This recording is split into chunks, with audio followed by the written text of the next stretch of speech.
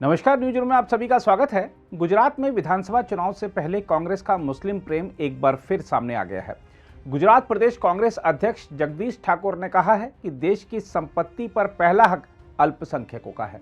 यही नहीं, कांग्रेस की गुजरात इकाई के नवनियुक्त कार्यकारी अध्यक्ष कादिर पीरजादा और अन्य नेताओं को सम्मानित करने के लिए आयोजित समारोह में जिस तरह मुस्लिमों को एकजुट होने और अपना हक लेकर रहने की सीख दी गई, उससे लग रहा था कि यह सम्मान समारोह नहीं बल्कि कुछ और था।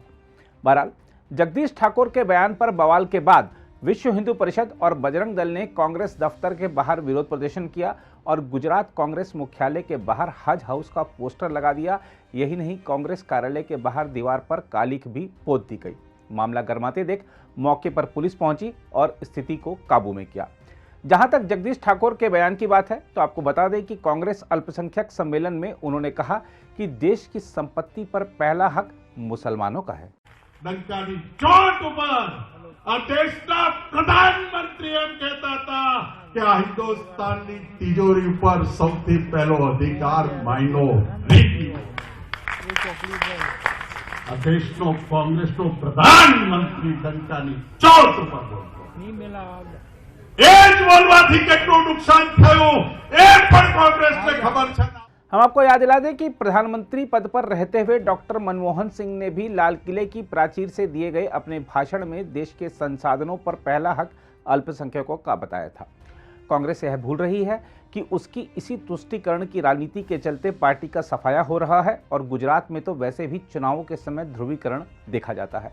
खास बात यह है कि कांग्रेस की ओर से बीजेपी पर आरोप लगाया जाता है कि वह सांप्रदायिक आधार पर जनता को बांट रही है, लेकिन यदि आप अल्पसंख्यक सम्मेलन में कांग्रेस नेताओं के भाषण सुनेंगे तो वह आपको सांप्रदायिक उन्माद फैलाने की श्रेणी वाले लगेंगे।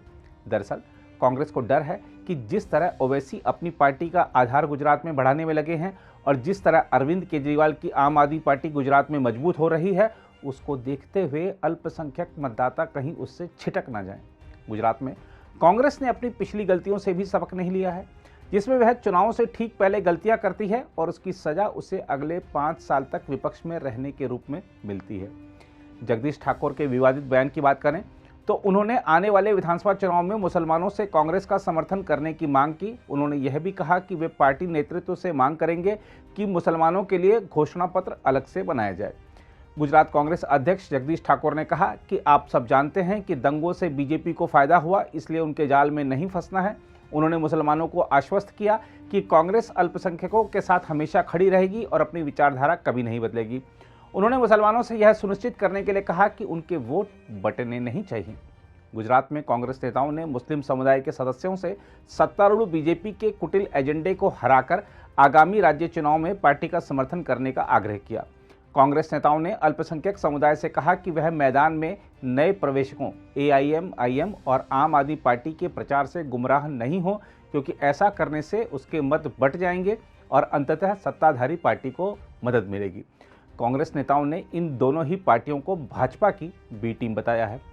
दूसरी ओर विश्व हिंदू परिषद के राष्ट्रीय प्रवक्ता विनोद बंसल ने इस मामले पर टिप्पणी करते हुए कहा है कि जिस मुस्लिम तुष्टीकरण की राजनीति ने उसे रसातल पर पहुंचाया, कांग्रेस को रह रहकर उसी की याद सता रही है। उन्होंने कहा कि हिंदुओं को दोयम दर्जे का मानने वाली पार्टी की प्राथमिकता में गला काट गैंग ही तो रहेगी। अगर आप भी लेना चाहते हैं देश दुनिया की तमाम जानकारी तो आज ही सब्सक्राइब करें हमारे चैनल को। साथ ही नीचे दिए बेल आइकन को जरूर दबाएं ताकि हर अपडेट आप तक पहुंच सके।